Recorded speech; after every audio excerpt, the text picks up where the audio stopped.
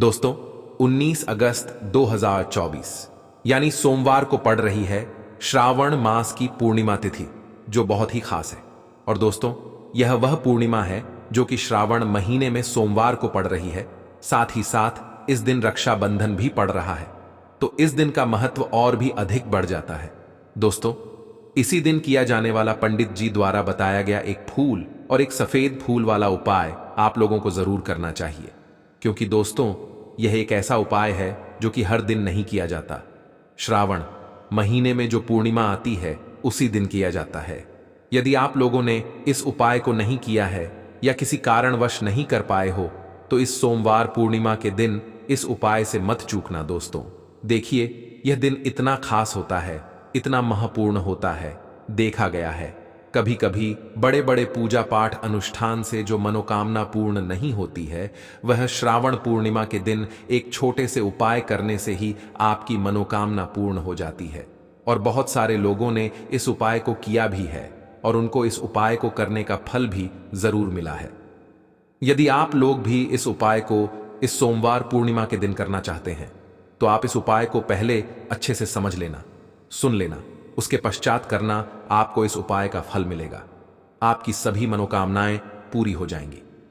दोस्तों, हम आपको यहां पर बता दें कि यह जो एक लाल फूल और एक सफेद फूल वाला उपाय है, यह उपाय पंडित जी ने अपनी अब भी किसी और की कथा में ही बताया है। और इस उपाय को करने से आपके घर में चाहे किसी भी प्रकार की दुख और समस्या क्यों ना चल रही हो, आपको उसका कारण भी नहीं पता है कि भाई यह समस्या किस कारण से चल रही है। उसका कुछ भी कारण हो सकता है, जैसे पितृदोष हो सकता है, काल सर्प दोष सकता है, या किसी भी तरह का मंगल दोष भी हो सकता है। और भी बहुत तरह के दोष होते हैं, कुछ भी हो सकता है। पर आपको इस उपाय को करने के लिए अपने दोष को पता लगाने की भी जरूरत नहीं है। आपके घर में किस कारण से इतनी दुख और परेशानी आ रही है, वह भी आपको पता लगाने की जरूरत नहीं है। बस सोमवार की पूर्णिमा के दिन इस उपाय को कर लेना, क्योंकि इसी एकमात्र उपाय को करने से आपके पूरे घर परिवार में सुख और शांति हो जाएगी। आपके घर में अच्छे काम होने लगेंगे। आपकी जो भी मनोकामना होगी वह भी धीरे धीरे करके पूर्ण होना शुरू हो जाएंगी। अब हम समझते हैं इस एक लाल फूल और एक सफेद फूल वाले उपाय को आपको करना कैसे है, किसको करना है, किस समय करना है और कैसे करना है। देखो, उपाय बिल्कुल आसान है, बस समझने वाली बात है। ध्यान से समझिए, उसके पश्चात ही आप लोग जो है इस उपाय को जरूर कीजिएगा। सबसे पहली चीज हम लोग यह समझते हैं कि एक लाल फूल और एक सफेद फूल वाले उपाय को इस आने वाली सोमवार पूर्णिमा के दिन किसको करना है। तो देखिए, इस उपाय को घर के सभी सदस्यों को करने की बिल्कुल भी जरूरत नहीं है। घर में से कोई एक मुख्य बड़ा सदस्य ही इस उपाय को करेगा, तो उस घर परिवार के सभी सदस्यों को इस उपाय को करने का फल मिल जाएगा। पर वह बड़ा सदस्य कौन होगा, कौन व्यक्ति इस उपाय को करेगा, तो यहां पर देखिए, हम आपको बता दें, घर की जो बड़ी बहनें होंगी, घर की बड़ी माताओं बहनों में से कोई भी एक माता बहन इस वाले उपाय को कर सकती है। अपने पूरे घर परिवार के लिए घर में सभी सदस्यों को इस उपाय को करने की जरूरत नहीं है। मात्र घर की जो बड़ी माताएं बहनें हैं, उनमें से कोई भी एक माता बहन इस वाले उपाय को करेगी, तो उसके घर परिवार के पूरे सदस्यों को इस उपाय का फल मिलेगा। यदि किसी कारणवश माताएं बहनें घर में उपस्थित ना हो या वो इस उपाय को ना कर हो, कुछ दिक्कत हो, तो भाई उस जगह पर फिर घर का कोई बड़ा व्यक्ति भी इस उपाय को कर सकता है। माताओं बहनों के कहने का मतलब यह था कि माताएं बहनें घर की लक्ष्मी होती हैं। जब घर की लक्ष्मी कोई उपाय करती है तो निश्चित ही भगवान शिव जी बहुत जल्दी प्रसन्न होते हैं और उपाय का फल में बहुत जल्दी और बहुत बड़ा करके भी यहां पर देते हैं। तो आप लोग यह बात समझ गए होंगे। अब हम ये बात समझते हैं, इस वाले उपाय को हमें करना किस समय है। एक लाल फूल और एक सफेद फूल वाले उपाय को हमें सोमवार के दिन किस समय है। तो देखिए, इस उपाय को करने का जो समय है, सुबह का समय भी है और शाम का समय भी है। अब देखिए, यहां पर हम मुख्य रूप से सुबह का समय नहीं बोलेंगे, क्योंकि देखिए, यह जो पूर्णिमा तिथि है और आप सभी लोग जानते हैं, पूर्णिमा का प्रदोष काल का मतलब शाम का जो समय होता है ना, इस दिन भगवान शिव जी का दिन होता है। तो आप लोग इसे एक लाल फूल, एक सफेद फूल वाले उपाय को सुबह के समय भी कर सकते हो और शाम के समय प्रदोष काल में भी कर सकते हो। सुबह के समय यदि कर रहे हो तो 10 या फिर 11 बजे तक भी यदि उपाय करोगे तो भी आपको उपाय का फल मिलेगा। वही यदि शाम के समय कर रहे हो तो इस दिन जरूर शाम के समय का ध्यान रखना कि शाम के 6 बजे से लेकर 7 बजे के बीच में यदि आप इस उपाय को कर सकते हो तो बिल्कुल कर लेना, पूरी कोशिश करना। पर यदि किसी कारणवश इस समय के बीच में ना कर पाओ तो रात बजे तक भी यदि आप उपाय को करोगे तो आपको उपाय का फल जरूर मिलेगा। यह बात आपको समझ आ गई कि आप इस उपाय को सुबह और शाम दोनों समय कर सकते हो। मतलब करना आपको एक ही समय है, घर में से किसी एक ही बड़े व्यक्ति को करना है, पर एक ही बार इस उपाय को करना है, दोनों समय नहीं करना है। आपको जो समय अच्छा लगे आप उस समय पर इस वाले उपाय को कर सकते हैं। तो चलिए जानते हैं इन विशेष उपायों के बारे में। लेकिन उससे पहले जो भी मेरे भाई मेरी प्यारी बहनें आज चैनल पर पहली बार आए हैं या मेरी आवाज़ आज पहली बार सुन रहे हैं, यदि आप भी महादेव के सच्चे भक्त हैं तो वीडियो को लाइक और चैनल को सब्सक्राइब ज़रूर कर लें और कमेंट बॉक्स में लिखें हर हर महादेव ओम नमः शिवाय। देखो अब सबसे महत्वपूर्ण बात आती है कि इस उपाय को हमें करना किस लिए है। जैसा कि हमने अभी आपसे बोला कि इस उपाय को करने के पश्चात आपके जीवन में बहुत सारी खुशियां आएंगी, आपकी मनोकामनाएं पूर्ण होंगी, आपकी धन की समस्या दूर होगी, आपकी पैसों की समस्या दूर होगी।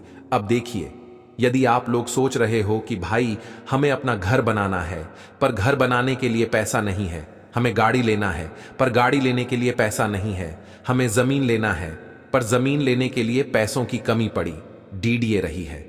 यदि ऐसी ही दिक्कत, परेशानी या किसी भी तरह की धन से जुड़ी हुई समस्या या पैसों से जुड़ी हुई समस्या यदि आपके जीवन चल रही है तो यह उपाय निश्चित ही आपके जीवन में बहुत सारे फल लाकर दे सकता है।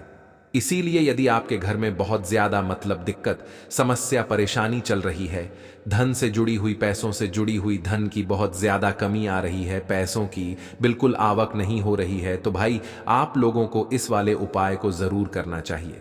घर में से किसी एक भी बड़े व्यक्ति को अब इस उपाय में करना क्या है, वह सबसे पहले हम लोग लेते हैं उपाय की सामग्री। हम लोग सबसे पहले जानते हैं कि इस उपाय में किस किस चीज की आवश्यकता पड़ेगी। तो देखिए, उपाय का नाम तो एक लाल फूल और एक सफेद फूल वाला उपाय है, पर इस उपाय में कुल मिलाकर 4 सामग्री हमें लगने वाली है, जो कि पंडित जी ने खुद सीहोर वाली कथा में बताया है। और जो हम आपको उपाय बताते हैं वह पंडित जी द्वारा बताए गए होते हैं, अलग से हम कुछ भी नहीं बताते हैं। तो यहां पर हम लोग समझते हैं उपाय की सामग्री क्या है। तो देखो, उपाय की जो सामग्री है वह 4 सामग्री है, जिसमें से सबसे पहली सामग्री है एक बेलपत्र। देखो बेलपत्र क्या होती है, बेलपत्र जो शिव की शिवलिंग पर चढ़ती है। दूसरी चीज है एक शमी पत्र, शम पत्र, वो जो शिवलिंग पर ही चढ़ता है। तीसरी चीज है दोस्तों एक लाल फूल, जो उपाय का नाम है। तो एक यहां पर आपको लाल फूल लेना है। अब यह लाल फूल कौन सा लेना है? देखो, शिवलिंग के जो लाल फूल चढ़ता हो उनमें से कोई भी एक लाल फूल पसंद कर लेना और वह कहीं से तोड़कर या कहीं से खरीद कर लेकर आना और उस लाल फूल को उपाय में प्रयोग कर लेना। उसके पश्चात में एक सफेद फूल का विशेष रूप से ध्यान रखना।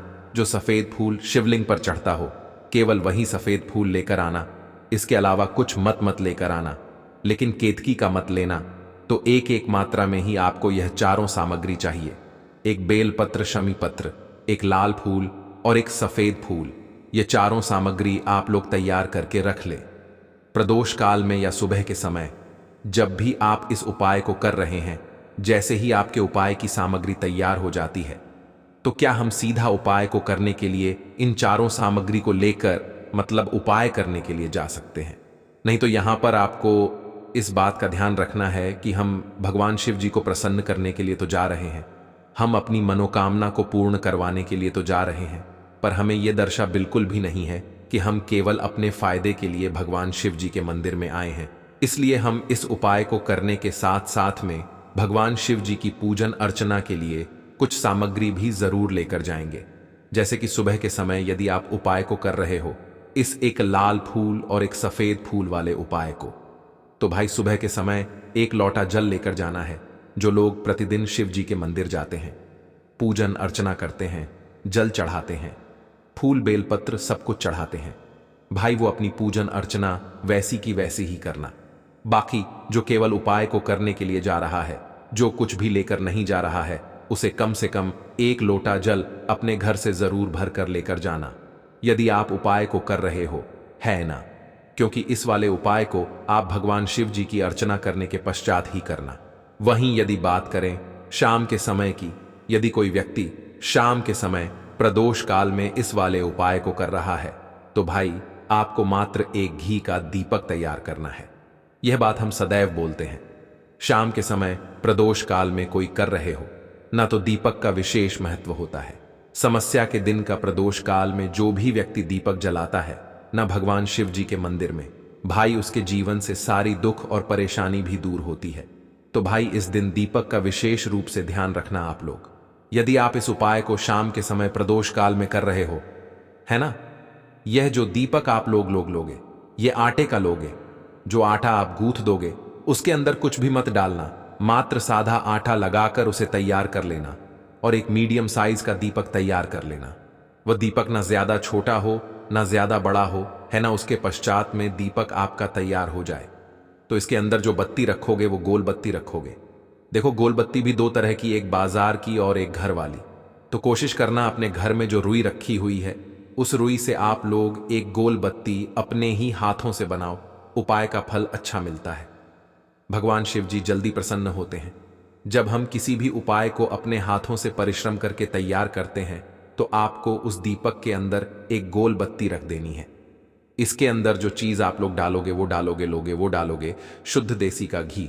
इस बात का विशेष रूप से ध्यान रखना, क्योंकि भगवान शिव जी का सबसे प्रिय दिन और प्रिय समय पर हम लोग इस वाले उपाय को कर रहे हैं। तो थोड़ा सा शुद्ध देसी गाय का घी, इतना डालना कि वह दीपक कुछ समय तक चल सके। ना बाजार वाला मिलावटी घी डालना, ना भैंस का घी डालना। शुद्ध देसी गाय का घी आपको ढूंढने में मतलब मेहनत लगेगी और महंगा भी मिलेगा, पर गाय के घी से भगवान शिव जी प्रसन्न होते हैं। उसी देशी गाय की घी से घर में बरकत भी बनी रहती है और हमारे घर में सुख शांति भी बनी रहती है। इसीलिए इस शुद्ध देशी गाय का घी को अपने घर में सदैव रखा करो। वह भगवान शिव जी के कार्यों में भी उपयोग में आता है और उपायों में भी हम लोग प्रयोग कर सकते हैं। तो यहां पर आपकी सारी तैयारियां हो चुकी हैं। उपाय को करते समय शुद्धता का विशेष रूप से ध्यान रखिएगा। सुबह कर रहे हो तो भाई सुबह तो आपको करना ही करना है। बाकी शाम को कर रहे हो तो शाम को मात्र हाथ मुंह धोकर भी आप लोग इस वाले उपाय को कर सकते हो। कोई दिक्कत वाली बात नहीं है भाई। उपाय की पूरी सामग्री तैयार करके और पूजन सामग्री लेकर आपको भगवान शिव जी के मंदिर पहुंचना है, जो आपके घर के पास में हो, जहां पर शिवलिंग विराजित हो, शिवालय हो, वहां पर आप लोगों को पहुंचना है। और जैसे ही आप भगवान शिव जी के मंदिर में पहुंचते हो, वहां जाकर ही उपाय शुरू नहीं करना है। पहले आपको भगवान शिव जी की पूजन करना है। पूजन अर्थ रचना कैसे करोगे? सुबह के समय गए हो तो 1 लोटा जल वगैरह जो भी पूजन सामग्री लेकर गए हो, उससे पहले पूजन सामग्री आप लोग मतलब पूजन भगवान शिव जी की कर लो। जो व्यक्ति केवल 1 लोटा जल लेकर गए हैं, वह शिव जी की शिवलिंग पर मात्र 1 लोटा जल एक धारा से धीरे धीरे करके चढ़ा लो, है ना। अपनी पूजन अर्चना आप लोग जो है पूरी कर लो पहले। उसी के पश्चात यदि आप शाम के समय कर रहे हो तो पहले जाकर बैठना। भगवान शिव जी के शिवलिंग के पास में आप जो दीपक तैयार करके लेकर आए हो, उस दीपक को पहले जलाना है। यह जो दीपक आप लोग जलाओगा ना, ये किसी और की माचिस से मत जलाना। अपनी ही माचिस अपने ही घर से लेकर आना और इस दीपक को अपने ही माचिस से जलाना। यदि आपने मंदिर की माचिस या किसी और की माचिस ले ली, इस उपाय को करने में इस उपाय का फल उस व्यक्ति को भी बहुत मिल जाएगा। इस बात का ध्यान रखना। अपने घर से अपनी ही माचिस लेकर जाना और इस दीपक को जलाना। दीपक को जलाने के पश्चात भगवान शिव जी की शिवलिंग के पास में रख देना। शिवलिंग के इतना पास में मत रखना कि भगवान शिव जी को आंच लगे।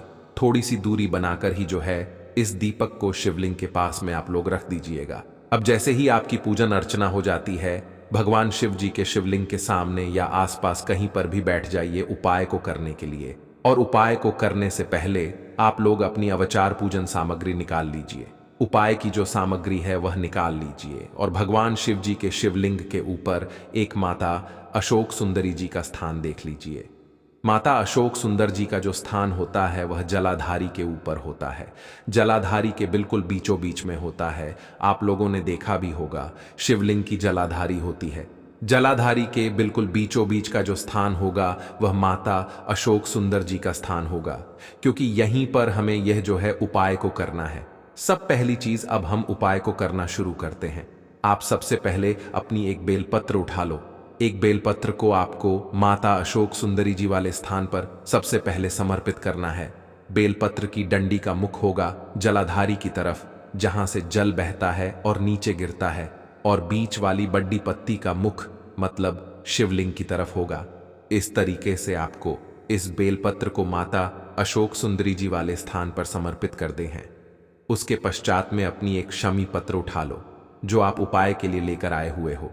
शमी पत्र को उठाकर शमी पत्र की भी जो डंडी का भाग होगा वह जलाधारी की तरफ करके, जहां से जल बहता है नीचे गिरता है उस तरफ करके, और पत्ती वाला भाग शिवलिंग की तरफ करके इस शमी पत्र को भी उस बेलपत्र के ऊपर आपको समर्पित कर देना है।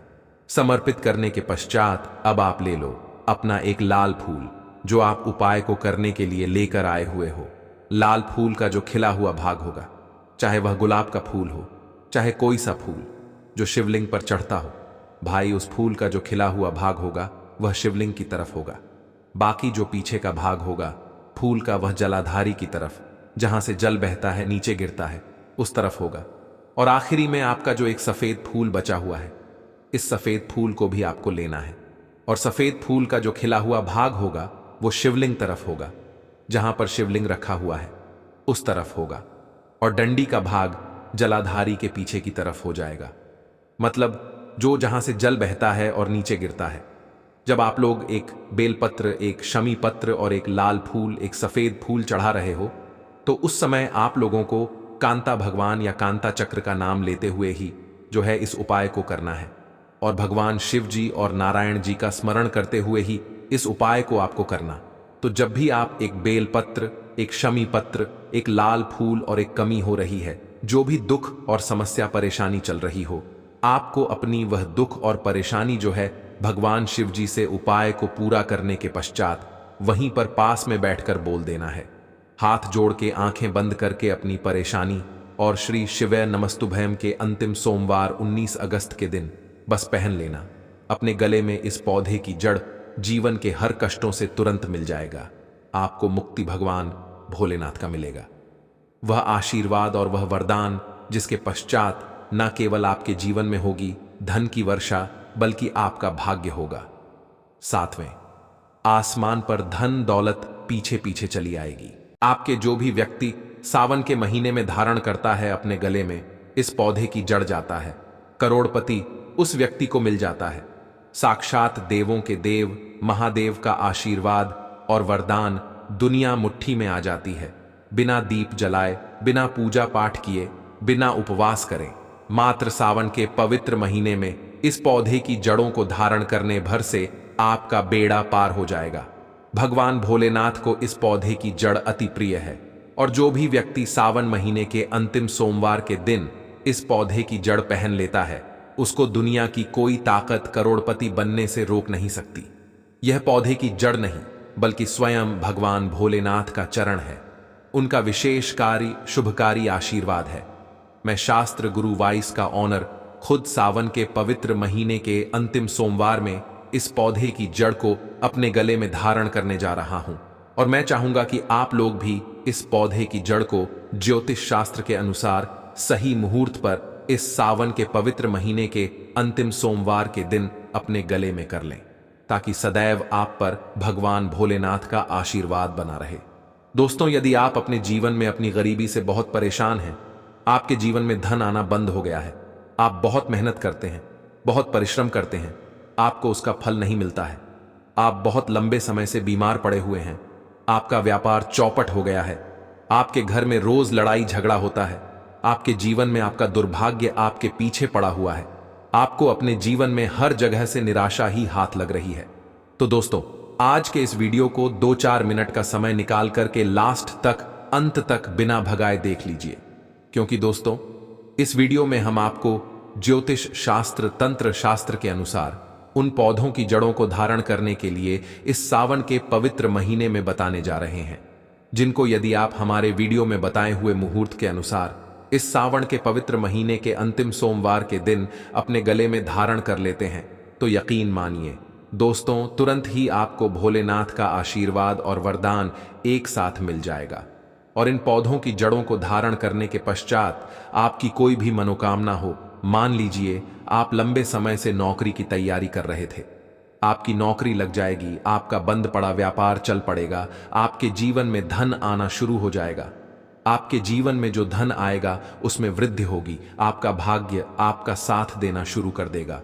और इन पौधों की जड़ को धारण करने के पश्चात साक्षात देवों के देव महादेव का आशीर्वाद मिल जाएगा।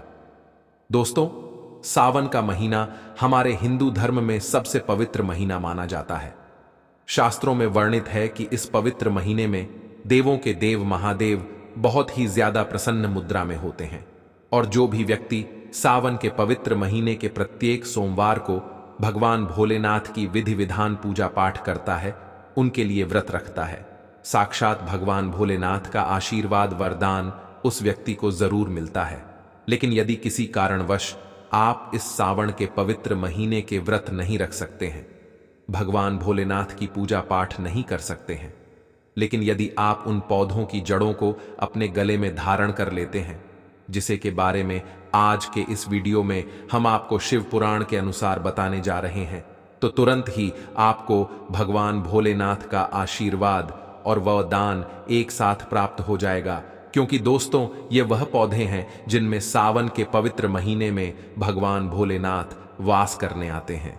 दोस्तों, आपने देखा भी होगा हर हिंदू भाई बहन पर तुलसी का पौधा होता है, क्योंकि तुलसी का पौधा जो होता है उसके प्रत्येक पत्ते में भगवान विष्णु जी का वास होता है और तुलसी का पौधा माता लक्ष्मी जी का स्वरूप माना जाता है। दूसरी तरफ हमारे सनातन धर्म में हजारों साल से पीपल पेड़ की पूजा होती हुई चली आ रही है, क्योंकि दोस्तों, जो पीपल का पेड़ होता है यह एक पवित्र वृक्ष होता है जिसमें कई देवी देवताओं का वास होता है। इसी प्रकार से दोस्तों, कुछ ऐसे पौधे हैं जिनमें भगवान भोलेनाथ की दिव्य शक्तियों का वास होता है और भगवान भोलेनाथ सावन के पवित्र महीने में इन पौधों में जरूर वास करने आते हैं। और यदि आप शिव पुराण के अनुसार इन पौधों की जड़ों को सही मुहूर्त पर सावन के पवित्र महीने के किसी भी सोमवार के दिन अपने गले में धारण कर लेंगे तो जरूर ही आपको भगवान भोलेनाथ का आशीर्वाद वरदान एक साथ प्राप्त होगा और आपके जीवन के समस्त प्रकार के कष्टों से, परेशानियों से आपको मुक्ति मिल जाएगी। और ही उपाय करने से आपकी जो भी मनोकामना होगी वह पूरी हो जाएगी और सदैव भगवान भोलेनाथ का आशीर्वाद आप पर बना रहेगा।